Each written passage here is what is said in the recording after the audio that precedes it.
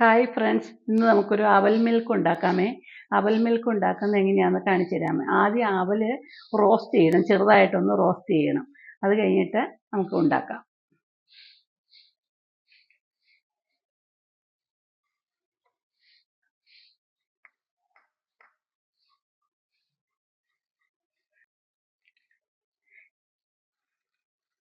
ഇത് കാഷ്യൂനട്ടും മറ്റേ നമ്മുടെ കപ്പലണ്ടിയുടെയും കൂടിയാണ്. ഇത് രണ്ടും ഒന്ന് റോസ്റ്റ് ചെയ്യണം.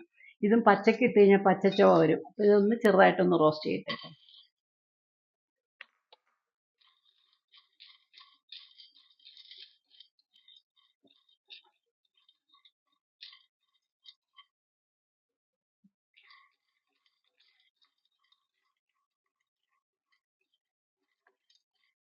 ചെറുതായിട്ടൊരു ഡ്രൈ റോസ്റ്റ് മതി.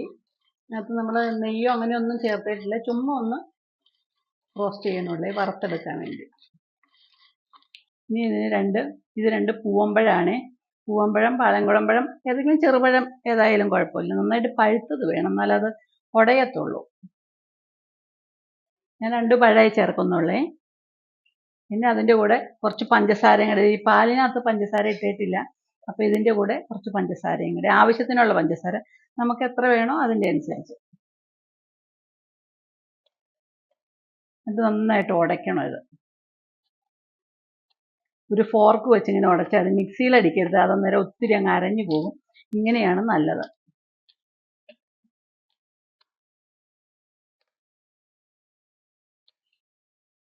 ഇതിൻ്റെ കൂടെ കുറച്ച് ബൂസ്റ്റും കൂടെ ഞാൻ ഇടുന്നുണ്ട്. ഒരു സാഷേ പാക്കറ്റാണ്. ബൂസ്റ്റ് അല്ലെങ്കിൽ ഹോർലിക്സ് ആണ് വേണ്ടത്.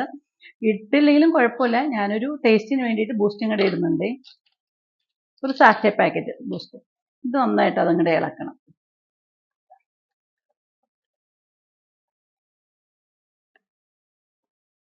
ഇനി നന്നായിട്ട് ഞാൻ തിളപ്പിച്ച് തണുക്കാൻ വേണ്ടി ഫ്രിഡ്ജിൽ വെച്ചിരുന്ന പാലാണ്. ഈ പാലും കൂടെ ചേർക്കുകയാണ്.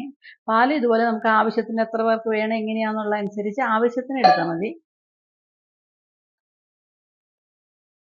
നല്ല തണുത്ത പാല് വേണം. ഇനി ഇത് ഉണ്ടാക്കിയിട്ട് പിന്നെ ഫ്രിഡ്ജിൽ വെച്ച് തണുപ്പിച്ച് കഴിയുമ്പോൾ അത്രയും കൊള്ളത്തില്ല. കാരണം ഈ അവലിൻ്റെ ക്രിസ്പിനെസ് അങ്ങ് പോകും. അവൽ ഇച്ചിരി ക്രിസ്പി ആയിട്ട് നമുക്ക് കഴിക്കണമെങ്കിൽ ഇനി ഫ്രിഡ്ജിൽ വെക്കാൻ പറ്റത്തില്ല. അപ്പം ഈ പാലും പഴവും എല്ലാം ഞാൻ ഫ്രിഡ്ജിൽ വെച്ചൊന്ന് തണുപ്പിച്ചായിരുന്നു. അപ്പം അങ്ങനെ എടുത്തിട്ട് നമ്മൾ ചെയ്യുമ്പോൾ കുറച്ചുകൂടി നല്ല തണുപ്പ് കിട്ടും. ഇനി ആ റോസ്റ്റ് ചെയ്ത് വെച്ച് കഴിഞ്ഞാൽ അണ്ടിപ്പരിപ്പും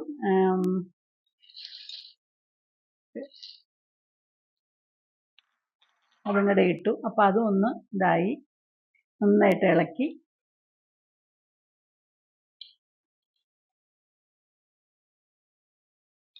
ഇനി നമ്മൾ റോസ്റ്റ് ചെയ്ത് വെച്ച് കഴിഞ്ഞാൽ അവലുണ്ടല്ലോ, അവലും കൂടെ ഇട്ട് ഇളക്കണം.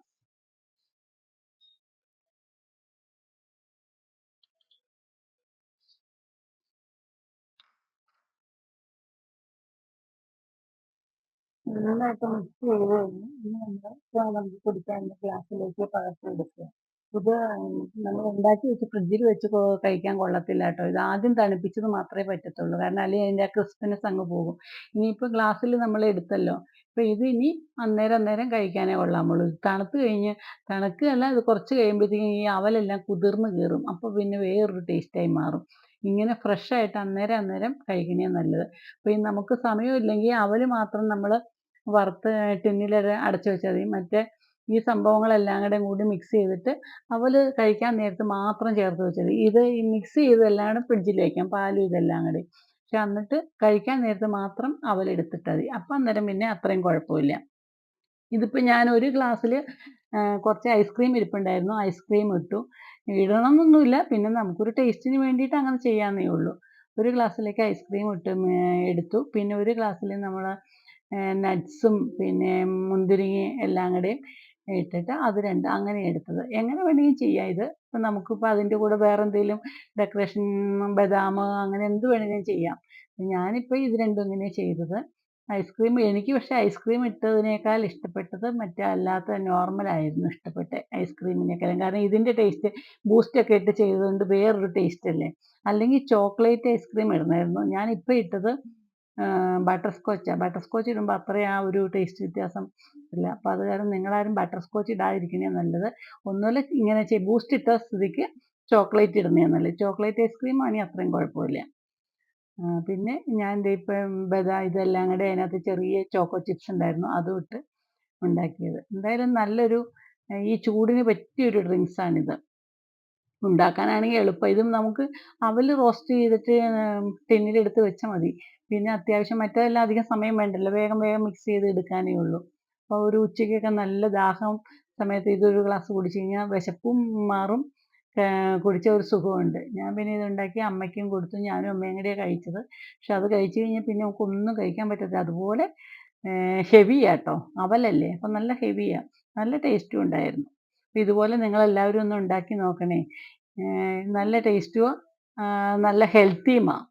അപ്പോൾ ഇത് ഉണ്ടാക്കി നോക്കണം. പിന്നെ ഈ വീഡിയോ ഇഷ്ടപ്പെടുകയാണെങ്കിൽ സബ്സ്ക്രൈബ് ചെയ്യണേ, കമൻ്റ് ഇടണേ. Okay, thank U.